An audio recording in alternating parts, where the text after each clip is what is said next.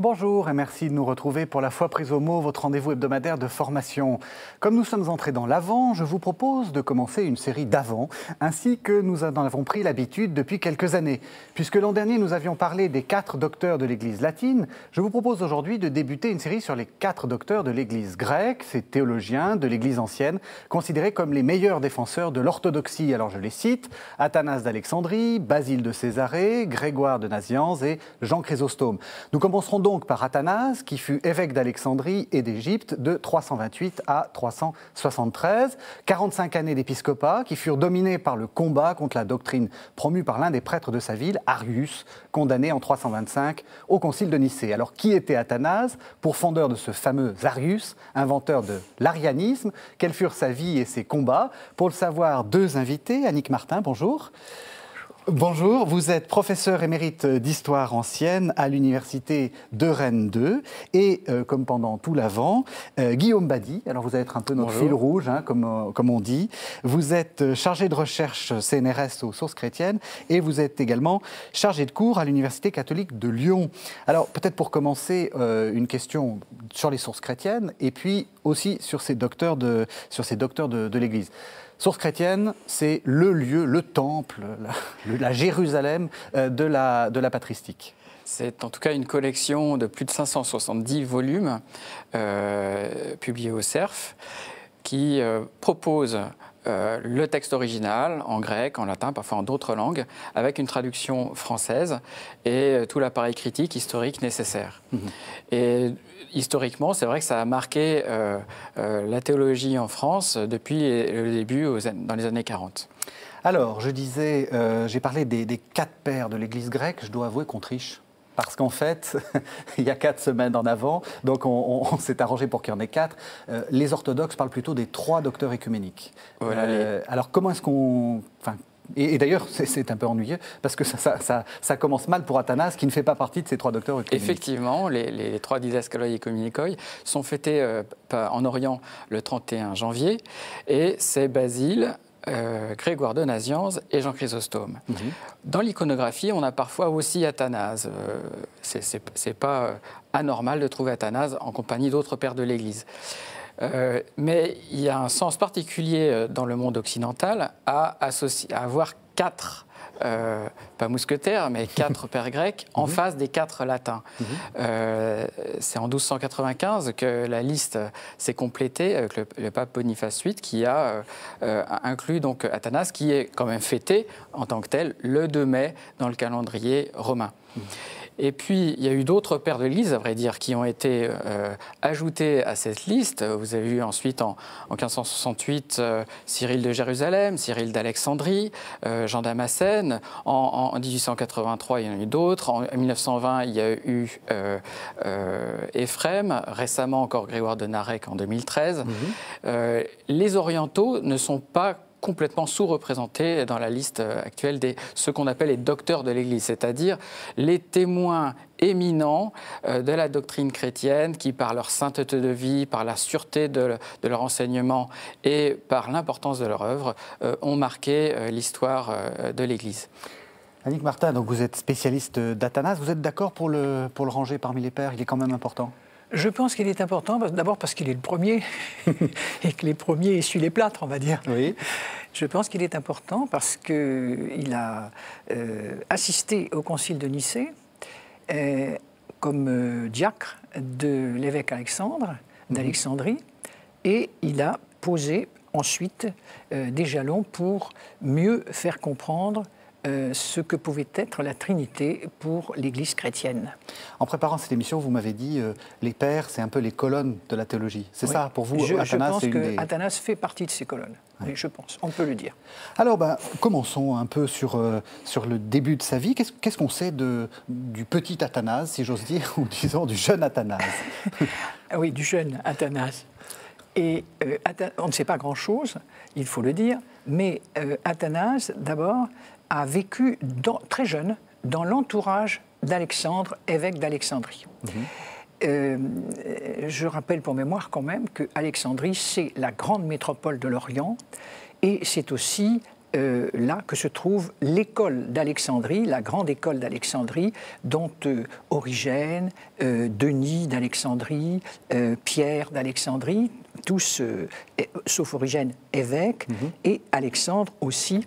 Ces gens-là ont été donc formés par cette école et eux-mêmes ont formé leurs disciples à cet endroit. Est-ce qu'on peut dire qu'Alexandrie, disons pour cette période-là de l'histoire de l'Église, c'est un peu le lieu oui, je pense. Du christianisme, l'un des berceaux du christianisme. Avec Antioche tout de même, Antioche, mais l'importance de l'école d'Alexandrie doit être soulignée. Oui. Or, cette école, très importante, va disparaître à partir d'Alexandre. Elle va jouer un rôle moindre à cause justement de l'arianisme. Donc, alors vous me demandiez qui est Athanase. Très jeune, donc il a fait partie de l'entourage de l'évêque. Et il part ensuite à Nicée, il accompagne Alexandre, qui avait déjà un certain âge. Il est diacre à ce moment-là et il accompagne son évêque et il va sans doute l'aider à rédiger un certain nombre de textes, pense-t-on. Mais Athanase ne s'est jamais exprimé au concile de Nicée. Il n'a pas pris la parole, il n'était que jeune diacre, et ne lui faisons pas dire ce que parfois on lit à tort et à travers dans de mauvais manuels, on va dire. Voilà. Nicée, c'est quoi? C'est vraiment une date très importante pour la constitution de la théologie chrétienne.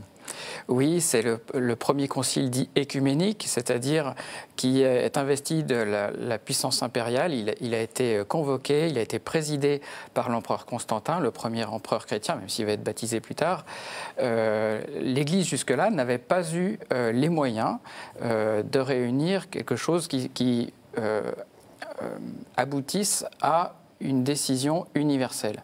Et c'est l'empereur lui-même qui a donné cette occasion aux chrétiens, et l'occasion a été fournie par ce prêtre Arius avec sa doctrine nouvelle. Il faut comprendre une chose très importante, c'est que l'empereur, vous faites bien de le citer, l'empereur en 324 est vainqueur de Licinius. Bon, c'est un autre empereur, et il devient l'unique empereur de l'Empire romain.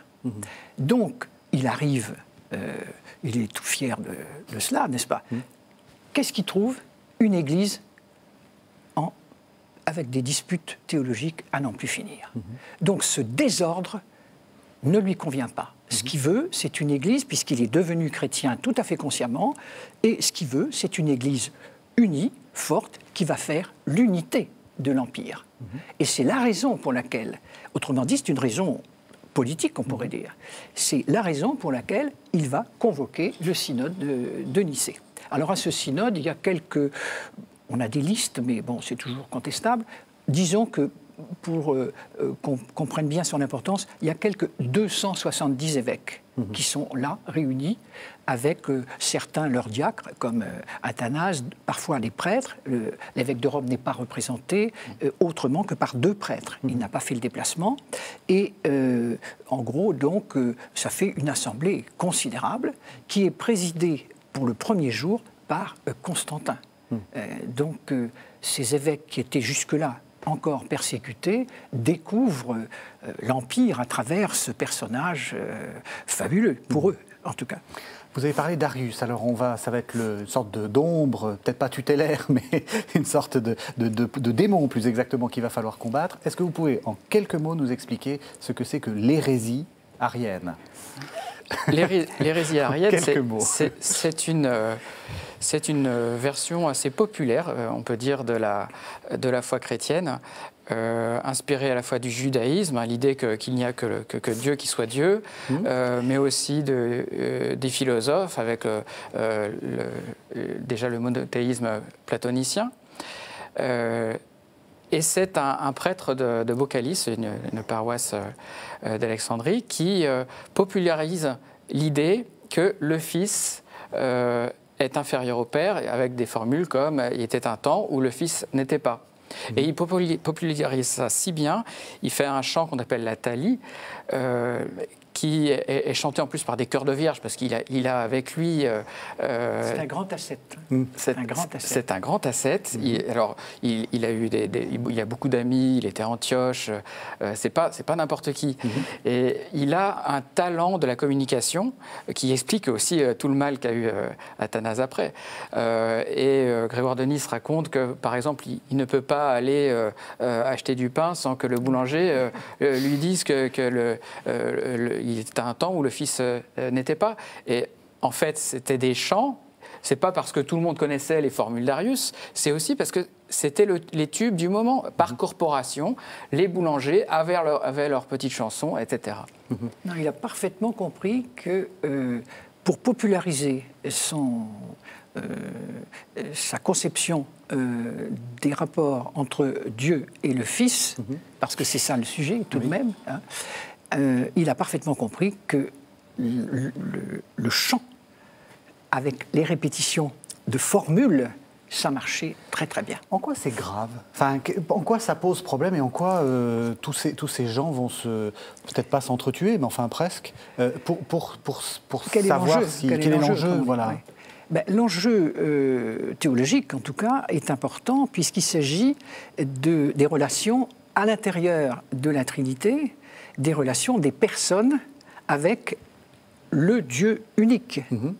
Or, c'est ça que Arius va mettre un peu en cause. C'est-à-dire que avant 325, les orientaux, pour faire vite, les orientaux considèrent, se réfèrent à ce qu'on appelle la théologie des trois hypostases. Une hypostase, c'est l'existence, en fait. Donc, ils reconnaissent à l'intérieur de la Trinité trois hypostases, Père, Fils et Esprit, qui sont existants, en quelque sorte. Bon. Et ça, c'est la théologie orientale courante, défendue par Origène, par l'école d'Alexandrie et par les Antiochiens. Il n'y a aucun problème. Athanase connaît très bien cette doctrine, puisqu'on la lui a enseignée à Alexandrie, c'est évident. Bon. Arius est un prêtre. Alors, il faut dire une chose pour les téléspectateurs, c'est que Arius est un vieux monsieur, comme Alexandre. C'est un contemporain d'Alexandre. Athanase, c'est une autre génération. Hein. On va l'appeler le Genot. Ses adversaires vont l'appeler le Genot. Pourquoi? Parce que quand il va succéder à Alexandre en 328, au mois de juin, le 8 juin 328, il n'a pas 30 ans. Il n'a pas 30 ans et la seule règle à ce moment-là, il faut avoir 30 ans pour être prêtre. Alors, a fortiori, pour être évêque. Donc il va être immédiatement accusé d'être un Genot, donc illégitime. Et son élection, d'ailleurs, a été très mouvementée et apparemment, il n'a été élu que par une partie du corps électoral égyptien, du corps épiscopal électoral égyptien. Ouais. Donc ça, c'est important. Alors, quel est l'enjeu? C'est cette relation. Et de cette relation dépend le salut, ce qu'on appelle en théologie, je crois, l'économie du salut. Si le Fils est inférieur au Père, s'il n'est pas reconnu comme Dieu, je dirais comme Paul, vaine est notre foi. Et c'est ça qui est en cause. Et dans les formules bien frappé d'Arius, je vais vous en dire quelques-unes tout de même qui méritent d'être citées. Dieu est unique, seul inengendré, seul éternel, seul sans commencement. Le Fils est engendré, il a un commencement. C'est tout dire, n'est-ce pas? Il n'existait donc pas avant d'avoir été créé ou engendré, car il n'est pas inengendré. Il ne peut pas y avoir, et ça, Arius est très clair là-dessus, il ne peut pas y avoir deux inengendrés. Mais Alexandre est d'accord avec ça aussi. Mais donc si on ne peut pas avoir deux inengendrés, le Fils est nécessairement engendré, donc il est nécessairement subordonné au Père. Donc, comment va-t-il être Dieu? Comme Dieu, n'est-ce pas? Donc c'est très, la question est centrale. Est centrale et en même temps très difficile à résoudre, n'est-ce pas? D'où le mystère de la Trinité. Alors, Athanase succède à Alexandre. On est dans ce contexte-là un peu compliqué, vous l'avez bien montré. Qu'est-ce qu'il va faire d'abord? Quelle est sa première activité épiscopale, si j'ose dire? Je vous remercie de poser cette question parce qu'on n'y pense pas toujours. On part tout de suite dans la défense de Nicée. Donc, c'est vrai d'une certaine manière, mais pas complètement. Athanase est aux prises avec une église schismatique qui comprend 35 évêques, alors qu'à cette époque-là, il y avait au total 75 évêques égyptiens. Presque la moitié sont schismatiques. Qu'est-ce que ça veut dire? Ça veut dire qu'on les appelle les Méliciens parce qu'ils reconnaissaient Mélitios de Lycopolis, en Moyenne-Égypte, et ce Mélitios, pendant la persécution de Dioclétien, donc au début du IVe siècle, ne voulait plus reconnaître l'autorité de Pierre d'Alexandrie à l'époque, donc du chef de l'église d'Alexandrie. Il faut rappeler là aussi que l'évêque d'Alexandrie n'est pas seulement évêque d'Alexandrie, il est l'évêque d'Alexandrie et de l'Égypte. Ça veut dire qu'il est le seul à pouvoir consacrer la totalité des évêques égyptiens. Aucun autre évêque en Orient n'a ce pouvoir. Donc c'est un pouvoir considérable et l'empereur le comprendra très vite, n'est-ce pas? Donc il a derrière lui tous les évêques égyptiens. Or, Mélitios n'a pas accepté de reconnaître cette autorité à l'occasion de la persécution de Dioclétien. Donc il hérite, Mélitios meurt en 327, donc après le concile de Nicée, mais avant la mort de Alexandre, 328. Athanase succède à Alexandre et il hérite de cette situation catastrophique, on va dire. Il hérite d'une église schismatique. Et là, il va commencer par mettre de l'ordre, quoi. Et il va avoir une manière très forte de mettre de l'ordre. On va l'accuser de violence, et ça entre 330 et 335. En plus du fait qu'on ne reconnaît pas sa légitimité, les Méliciens vont accuser devant Constantin Athanase de tous les malheurs qui sont les leurs. Et ça aboutit au fameux synode de Tyr, où il sera condamné et exilé. Pour donner un exemple, les Méliciens ont prétendu que Athanase avait provoqué la mort d'un certain Arsène. Et alors, pour montrer vraiment le scandale, il promenait une main de ce prétendu Arsène. Un bras. Voilà. Vous savez, les reliques, là, c'est exactement, il faut vous représenter ça comme ça.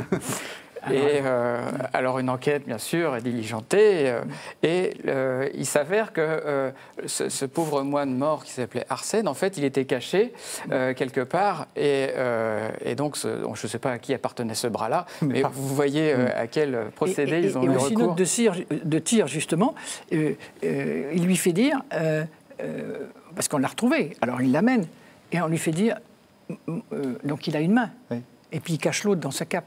Alors il dit, et ta deuxième main? Il est obligé de la sortir. Donc c'est des petites anecdotes qui sont tout à fait révélatrices de l'esprit du temps. Oui, c'est ça, que Athanase est quand même un fort caractère, on voit bien, et peut-être que ça nous permet aussi de comprendre un peu ce que c'est que les pères de l'Église. C'est pas forcément que des gens confiés en dévotion et tout en douceur, c'est aussi je refais le même geste que celui que vous avez fait. C'est des gens de terrain. L'époque est violente. Ils sont toujours théologiens et quelque chose d'autre. Oui, tout à fait.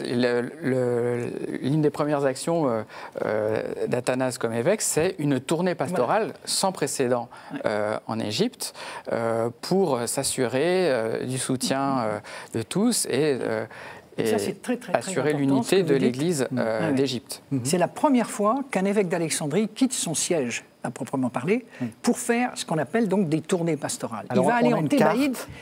Non, mais vous pouvez parler pendant ce temps. On verra. On voit la carte qui s'affiche. Donc il va aller en 330. Il va en Thébaïde. Il faut qu'il s'assure qu'il assure sa légitimité dans tout le pays. Donc il va aller en Thébaïde d'abord. La Thébaïde, c'est le sud de l'Égypte, en 330.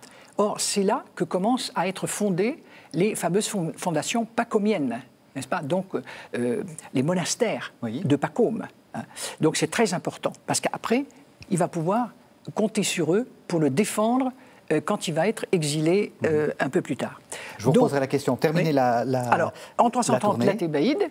En 332, il va en Pentapole, c'est-à-dire la Libye actuelle, si vous voulez. Il y avait 2 provinces romaines qui s'appelaient la Pentapole et la Libye inférieure. Et par ailleurs, il va aller en 334, si ma mémoire est bonne, dans ce qu'on appelle les parties inférieures, c'est-à-dire le delta. Et le delta, vous êtes bien renseigné, j'espère, c'est là qu'il y a Nitrie, les moines de Nitrie qui commencent aussi à se développer sous forme, par contre, d'ascètes, n'est-ce pas? Ce ne sont pas des moines comme les Pacomiens, avec un monastère organisé, etc. Ce sont des ascètes. Donc il va constituer ainsi, dans toute l'Égypte, il va se constituer tout un réseau, n'est-ce pas, auprès des églises et des monastères, et ça va se retrouver après, car il va être comme un poisson dans l'eau dans le désert, quand il va être obligé de fuir. Voilà. Mais c'est dans la vie d'Antoine, ça. Hein. Oui, ce n'est pas de moi, évidemment, mais j'ai repris c'est un petit clin d'œil à la vie d'Antoine. Justement, alors ça nous donne l'occasion de reprendre le fil de la vie d'Athanase. On va en venir aux questions d'hérésie, etc. Mais l'autre grande affaire de la vie d'Athanase, si on peut dire, c'est aussi Antoine le Grand, qui est, alors qu'on dit le père des moines. C'est l'invention de ce qu'on peut appeler un monachisme chrétien ? Oui, effectivement, avec saint Pacôme, à la même époque, Antoine a rendu populaire, d'une certaine façon, des expériences qui étaient déjà menées au IIIe siècle. Hein. Antoine est déjà, lui, il va mourir centenaire. C'est un vieux monsieur. Hein, c'est un vieux monsieur, Antoine. C'est un vieux monsieur. Et qui n'hésite pas à venir à Alexandrie. Il est venu en 338 pour défendre Athanase. Il est revenu en 355 pour affirmer sa foi nicéenne. Et Athanase dit qu'il a suivi, il a vécu avec lui. Bon, c'est non, ça c'est faux. Voilà.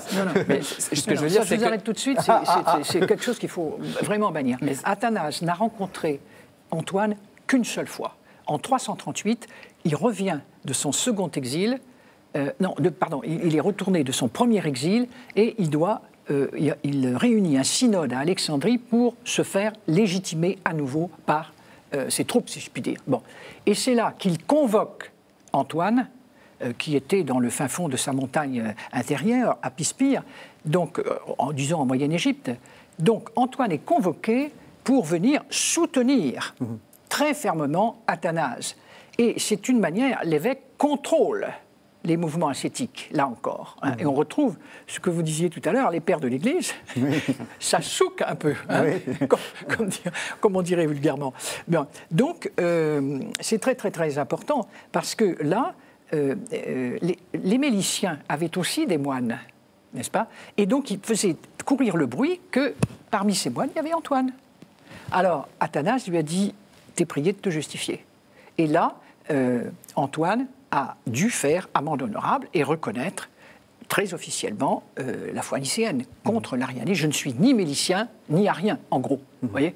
Donc, la vie d'Antoine, d'ailleurs, sera écrite pour montrer à quel point Antoine respecte la hiérarchie ecclésiastique, n'est-ce pas? C'est très important, ça. C'est une récupération, ça peut... Ah, tout à fait. Oui, alors, cette fameuse vie d'Antoine, numéro 400 de la collection des sources chrétiennes, hein, une sorte de phare. Très beau numéro. Très beau numéro. C'est quoi, cette vie d'Antoine? Grégoire de Nazianze parle d'une règle monastique en forme de récit. Et c'est vrai qu'on ne peut pas y trouver de règles. Et c'est vraiment sous la forme d'une biographie avec des récits très vivants. La façon dont Antoine, comme d'autres d'ailleurs, entrant dans une église, a entendu si tu veux être parfait, va, vends tous tes biens, donne-les aux pauvres et suis-moi. Et c'est précisément ce qu'il prend cette parole pour lui-même, et c'est ce qu'il fait immédiatement. Dans la vie d'Antoine, on a l'impression que c'est vraiment le père des moines. Vous avez parlé de Pacomiens. Comment ce petit monde s'organise dans l'Égypte de l'époque? Alors il y a les ermites dont fait partie Antoine, qui sont donc seuls dans le désert, et Pacôme, ils ont une cellule. Ils ont une cellule. Voilà. Ils sont dans ce qu'on appelle les Kélias. D'accord. Donc en gros, ils sont dans leur petite grotte, si je puis dire. Oui. Voilà, ils sont très isolés. Mais Antoine, d'une certaine façon, est hors pair de ce côté-là, puisqu'il se permet d'aller à Alexandrie, même convoqué. Et Pacôme, de son côté, met en place la vie dite cénobitique, donc koinos bios, la vie en commun, la vie en communauté. Très réglée. Hein. N'oubliez pas que Pacôme est un ancien militaire romain. Enfin, et donc là aussi, égyptien. Je vais encore refaire votre geste.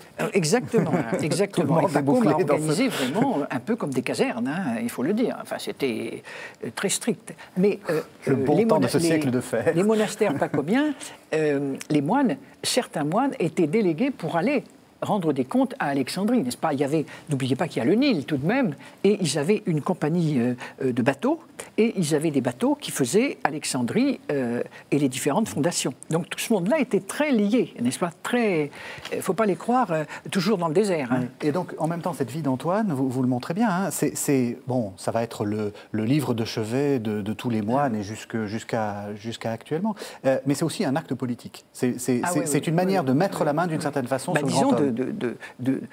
D'arrimer vraiment le monachisme à l'église d'Alexandrie. Ça vraiment, parce que bon, les moines, comme chacun sait, ils font vœu d'obéissance sans doute, mais c'est des gros désobéissants. Hein. Ils n'aiment pas du tout la hiérarchie et ils aiment bien vivre tranquillement. Alors, il faut ajouter une chose, c'est que pendant son deuxième exil, les deux premiers exils d'Athanas, c'est l'Occident. Bon, le premier à Trèves, là il n'a pas beaucoup de temps, ça va durer un an, un peu plus d'un an. Bon, et puis Trèves, c'est très au nord. Par contre, le deuxième exil, il va le passer en partie à Rome. Et là, ce qui est très intéressant, comme il ne peut pas rencontrer encore l'empereur, parce que l'empereur Constant a autre chose à faire que de le rencontrer, pour le moment en tout cas, mais Constant va le prendre sous sa protection. Et il ne pourra rentrer que grâce à la protection de l'empereur. Bon, je ferme cette parenthèse. Mais à Rome, qu'est-ce qu'il fait pour occuper son temps? Eh bien, il va faire des conférences aux gens, à l'aristocratie romaine, aux gens de la bonne société romaine.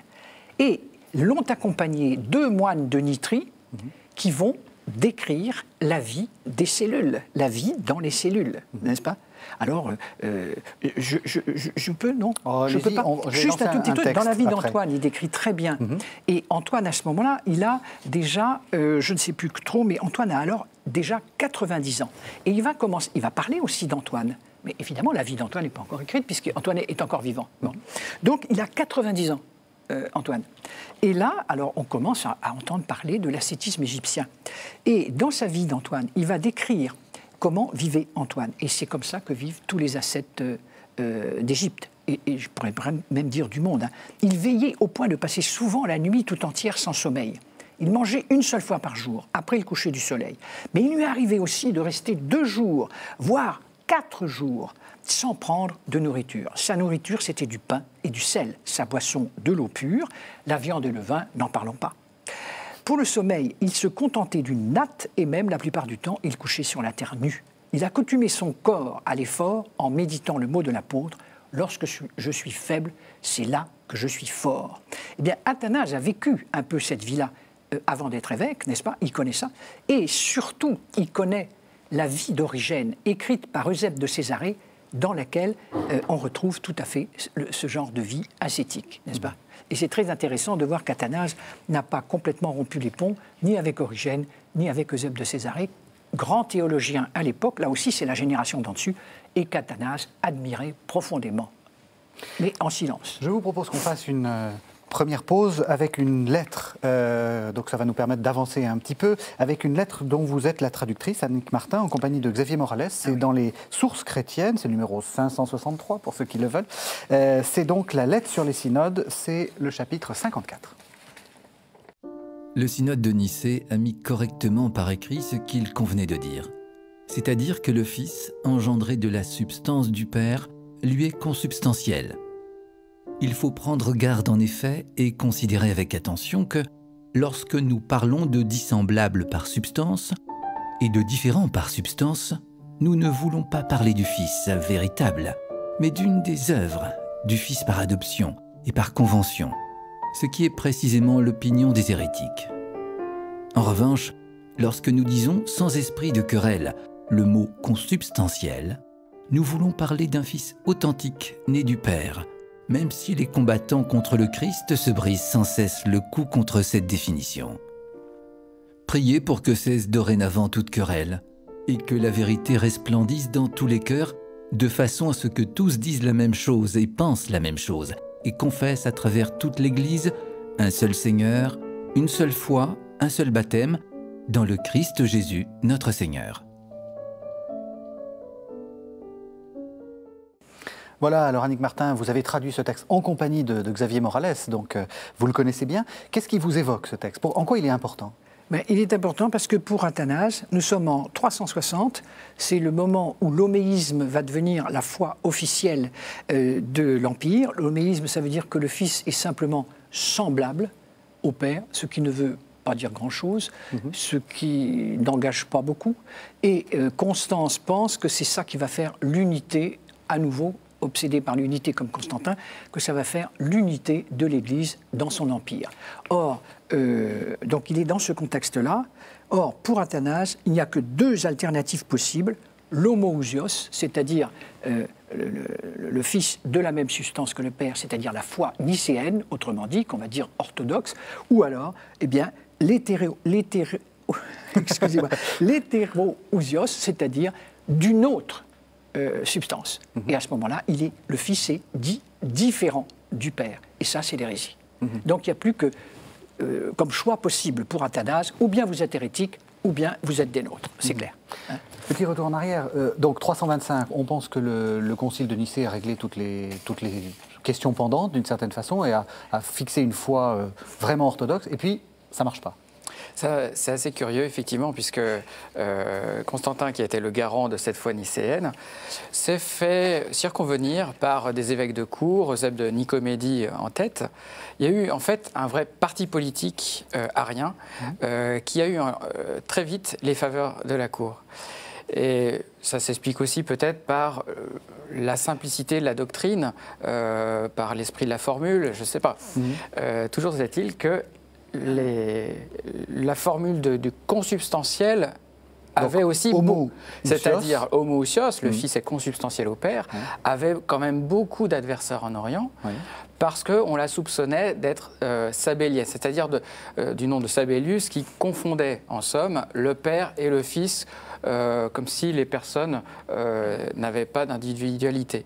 C'est ce qu'on appelle le monarchianisme, c'est-à-dire que pour ces gens-là, il n'y avait qu'une divinité unique.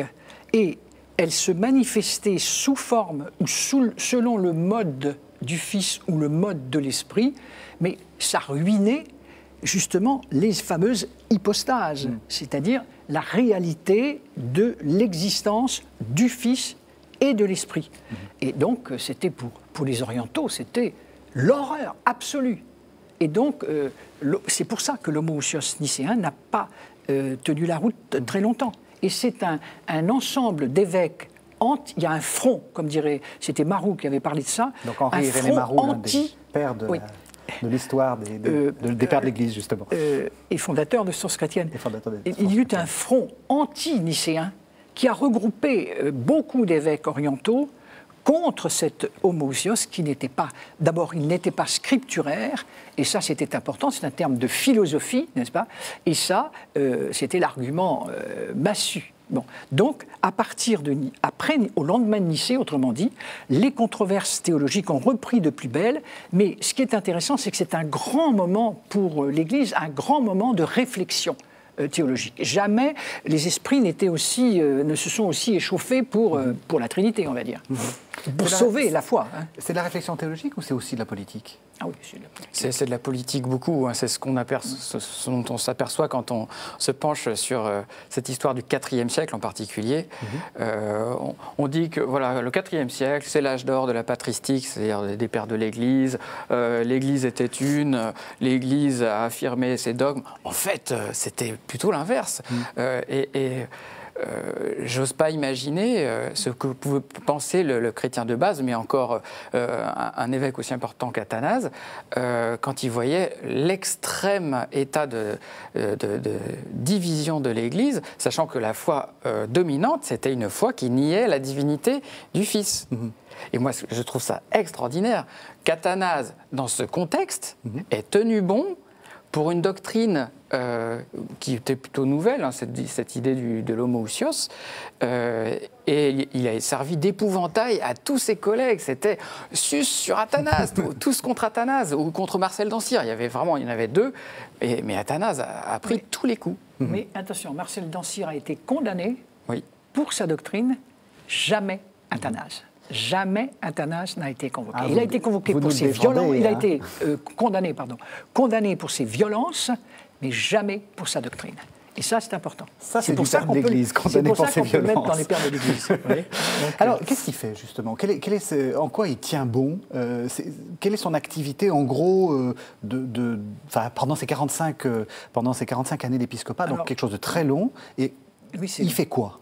Alors, je vous ai dit, pendant un certain temps, donc, il s'est occupé des Béliciens. Oui. Bon, et c'est là qu'il est cassé par le synode de Tyr en 335. Bon, il est envoyé en exil et il revient à la mort de Constantin en 337. Il est autorisé à revenir, non pas par un synode. Et ça, les orientaux le lui reprocheront toujours et le condamneront toujours. Ils s'en tiennent à Tyr pendant très longtemps, sous Constance, qui est le successeur un des fils successeurs de Constantin en Orient. Et Constantin II, qui est en Occident à Trèves, autorise Athanase à entrer. Et là, Athanase va commencer à réfléchir et à écrire contre l'arianisme. Il envoie ce qu'on appelle une lettre festale, c'est-à-dire l'évêque d'Alexandrie envoyait chaque année la lettre festale aux monastères et aux églises de toute l'Égypte pour leur indiquer la date de Pâques et le moment du jeûne.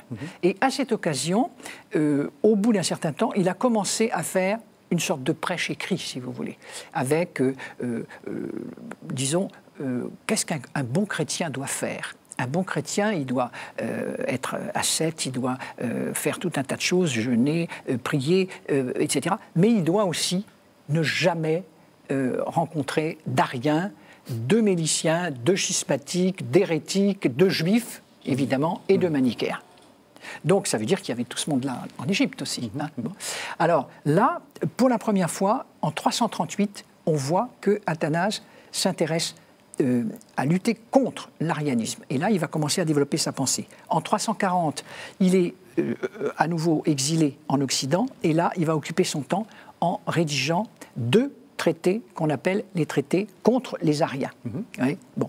Et après, alors c'est là qu'il va expliquer que le Père et le Fils constituaient une substance unique, mais comme la continuation complète et sans hiatus de l'être du Père dans le Fils, dans une relation asymétrique. C'est qui est déjà un développement beaucoup plus subtil que le simple homoousios, qui était donc l'horreur des orientaux, n'est-ce pas? Donc on voit qu'il commence à affiner sa pensée. Si je puis me permettre, c'est important, vraiment c'est son œuvre majeure du point de vue théologique, je pense, les traités contre les Ariens. Oui, une des œuvres. Ah. Voilà. Oui. Mais ce que je trouve frappant dans le deuxième traité, c'est son exégèse de Proverbes 8, 22, c'est-à-dire la sagesse parle en disant « le Seigneur m'a créé voilà. ». C'est un des textes, évidemment. Le Seigneur m'a créé au commencement de ses voies en vue de ses œuvres, n'est-ce pas? Et alors, pour les Ariens, considèrent que c'est une créature, et évidemment, Athanase considère qu'il s'agit, et ça c'est très important, de l'humanité qui lui a été donnée pour le salut des hommes. Et ça, pour lui, c'est sa manière de faire l'exégèse de ce Proverbe 8.22 qui a fait couler énormément d'encre. Et il s'agit pour lui de défendre donc la génération éternelle du Fils que avait mis à bas Arius, justement, et ses successeurs. C'est vraiment d'une clairvoyance extraordinaire. Quand on voit l'histoire de l'interprétation de ce simple verset et toute l'utilisation qui a été faite par Arius et ses partisans, Athanase a une réponse d'une clarté extraordinaire où il applique cette création à l'incarnation. Voilà. Et puis, il y a dans la suite du texte un engendrement éternel du Fils. Alors là, forcément, ça désigne le Fils dans sa divinité. Athanase n'est pas un exégète, mais il fait de la théologie en exégète. Et on se bat à coups de versets, mais lui en particulier, il a toujours le souci de rester fidèle aux Écritures. Il ne va pas inventer des mots philosophiques, il ne va pas se servir de choses qui ne sont pas dans son domaine. Et il me semble que ce passage du traité contre les Ariens est vraiment déterminant dans l'histoire du dogme. Toujours dans ce contrat Arianos, livre 2, s'il est fils, il n'est pas créature, et s'il est créature, il n'est pas fils. Et là, on retrouve comment on va dire, le côté tranchant de la pensée d'Athanase. Point final, point barre, on va dire. Et là, il renvoie ça aux Ariens. Et ça, c'est très, très, très important, comme Guillaume l'a souligné. Alors, ce que je vous propose, c'est qu'on entende un deuxième texte d'Athanase, là aussi un peu tranchant. C'est la première lettre à Sérapion. Alors, elle a été traduite, c'est un des plus anciens sources chrétiennes, puisque c'est le numéro 15, on en est à bien plus. Elle a été traduite par Joseph Lebon en 47. Donc, première lettre à Sérapion, c'est le paragraphe 16. De même que le Père ne pourrait jamais être Fils, ainsi jamais le Fils ne pourrait devenir Père. Et de même que jamais le Père ne cessera d'être seul Père, ainsi jamais le Fils ne cessera d'être seul Fils. C'est donc folie que de concevoir même et de dire un frère pour le Fils et pour le Père le nom de grand-père. Dans les Écritures, l'Esprit n'a été appelé ni Fils pour qu'on ne le croie pas frère du Fils, ni Fils du Fils pour qu'on n'aille pas penser que le Père est son grand-père. Mais le Fils est dit Fils du Père et l'Esprit, Esprit du Père. Et ainsi, une est la divinité de la Sainte Trinité et une, la foi en elle. Pour la même raison également, c'est folie que de dire que l'Esprit est une créature, car s'il était créature, il ne serait pas rangé avec la Trinité.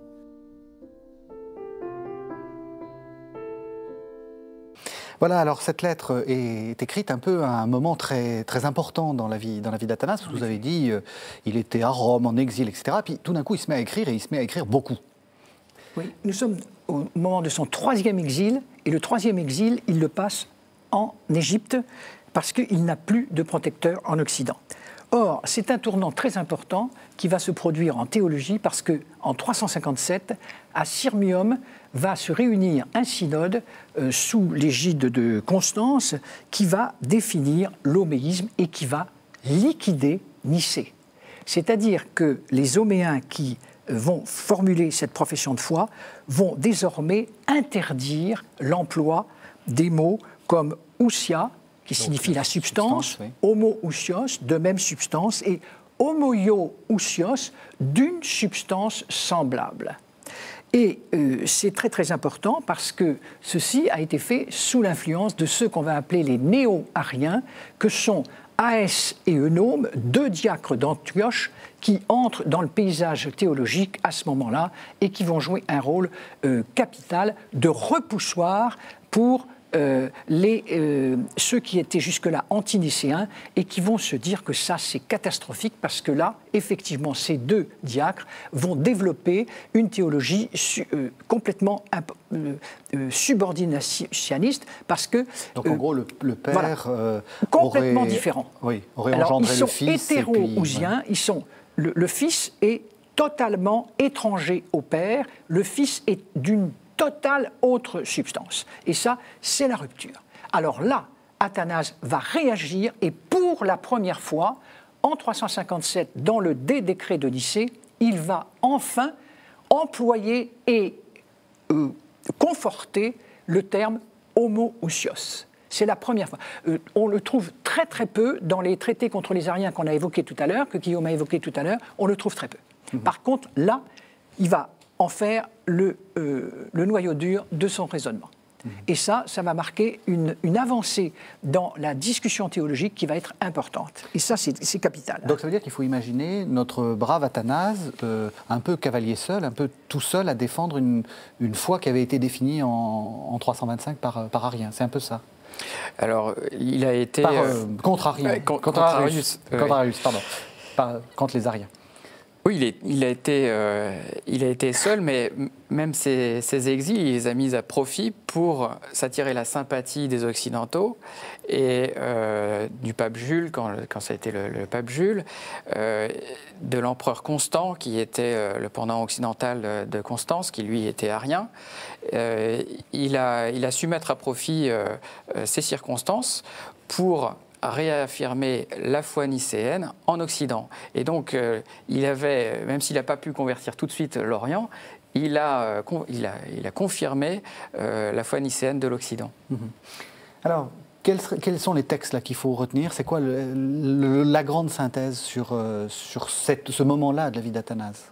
C'est la lettre sur les synodes. C'est la lettre sur les synodes qui est un texte capital qui a été publié récemment donc, à Source chrétienne. C'est le numéro 563 et qui a été admirablement traduit par Xavier Morales, dont la thèse portait sur la théologie trinitaire d'Athanase et que j'ai aidé à commenter. D'accord. Voilà. Justement, il défend quoi, simplement, dans cette lettre? Alors là, il raconte tous les synodes qui se sont produits entre 325 et 360 pour montrer combien les ariens sont incohérents et pour montrer que seul Nicée suffit, comme il va le dire plus tard dans la lettre aux Africains, en 371, peu de temps avant sa mort. Nicée suffit. Et là, il va discuter pour la première fois il va accepter de discuter avec des homéousiens, c'est-à-dire ceux qui, comme Basile d'Ancyre, considèrent que le Fils est semblable au Père quant à la substance, ce qui est déjà un rapprochement considérable avec l'homoousios défendu par Athanase. Et Athanase leur dit, écoutez, allez jusqu'au bout, devenez homoousiens. Voilà, ça c'est tout Athanase. C'est tout Athanase, et donc on va arriver, parce qu'on arrive à la fin de l'émission, donc on va arriver aussi à la fin de la vie d'Athanase. Il meurt comment, Athanase? D'abord, juste en 362, donc il a quand même essayé de résoudre le schisme d'Antioche, et ça a été un échec total parce qu'il n'a pas pu s'entendre avec Mélès d'Antioche.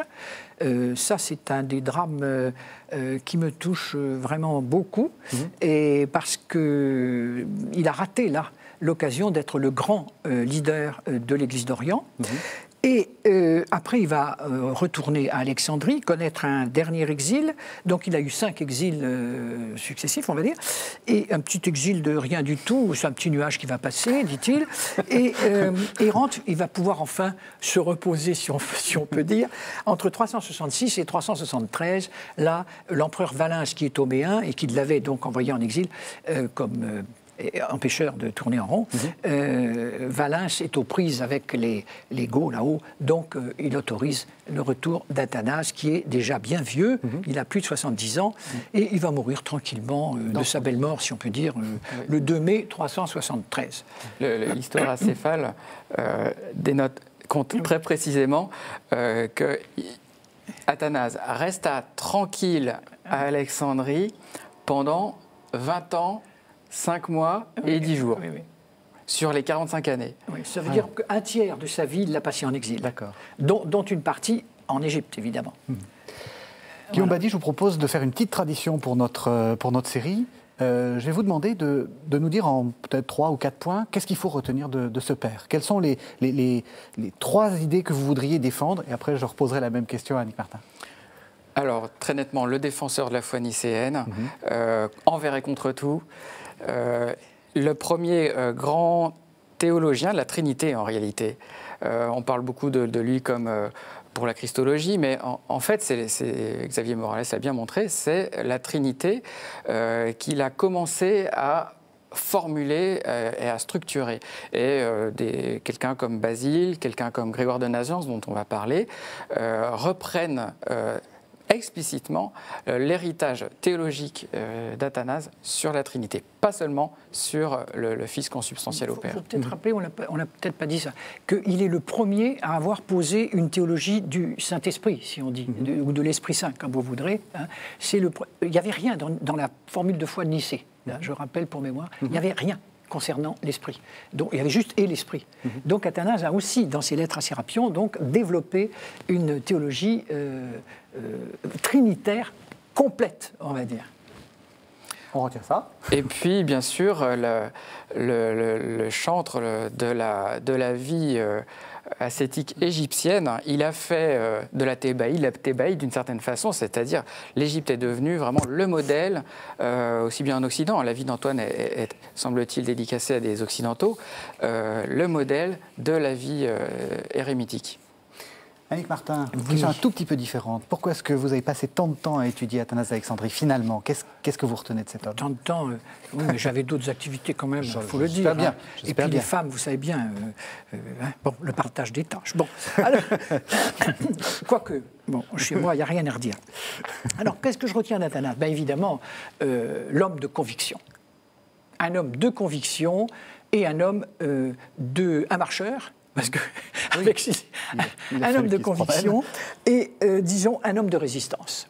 Il a su résister à l'empereur et donc il s'est fait envoyer en exil, c'est clair. Bon. Mais il a toujours maintenu son opinion. Bon. Alors on peut lui reprocher peut-être un manque de débat, de goût du débat. Il tranche. Il tranche. Bon. Donc j'insisterai pas sur la théologie trinitaire. Tout le monde est conscient que c'est lui qui l'a commencé à la fonder, en quelque sorte. Bon. J'insisterai par contre sur sa politique pastorale. Et là, je reviens à ce qu'on disait tout à l'heure à propos d'Antoine et des moines pacomiens. Il a parfaitement su arrimer au vaisseau église égyptien l'ensemble et du peuple, donc des laïcs, et des moines, et de l'ensemble des églises et des monastères à cette église égyptienne. Et ça a permis la constitution d'une église d'Égypte forte et unie, d'une certaine manière. Et ça n'est pas rien. Oui. Et c'est ça qui laisse à son successeur, donc Timothée. C'est ça qu'on va retenir. Alors, vous avez l'un et l'autre des livres. C'est peut-être une manière intéressante d'entrer chez Athanase. Alors, évidemment, vous ne l'avez pas, mais il y a la vie d'Antoine. Non, il y a la vie d'Antoine, très important. Très important. C'est peut-être le plus important. Oui. On commence par la vie d'Antoine, ensuite la lettre sur les synodes. Là, je dirais la lettre sur les synodes, parce que c'est un bon condensé des controverses théologiques du milieu du IVe siècle. Et puis, deux apologies, c'est une œuvre littérairement très aboutie, ça se lit assez rapidement, et on voit comment Athanase se justifie devant l'empereur Constance lui-même de s'être dérobé lorsqu'on venait l'arrêter, et donc il s'adresse à lui comme « tu es chrétien », et il lui rappelle ses devoirs, et en même temps, grâce au Seigneur qui t'a fait roi, donc il montre la hiérarchie des valeurs. Merci à tous les deux. Alors, Guillaume Badi, on se retrouve la semaine prochaine. Je rappelle que vous êtes, enfin je ne rappelle pas, je dis que vous êtes aussi l'auteur de la réécriture d'un texte qui permet de rentrer chez les pères de l'Église, pour lire les pères de l'Église, en collaboration avec le père Aman, dont on parlera la semaine prochaine. Merci de nous avoir suivis. Vous pouvez retrouver cette émission sur www.ktotv.com. À la semaine prochaine, on va parler de Basile de Césarée.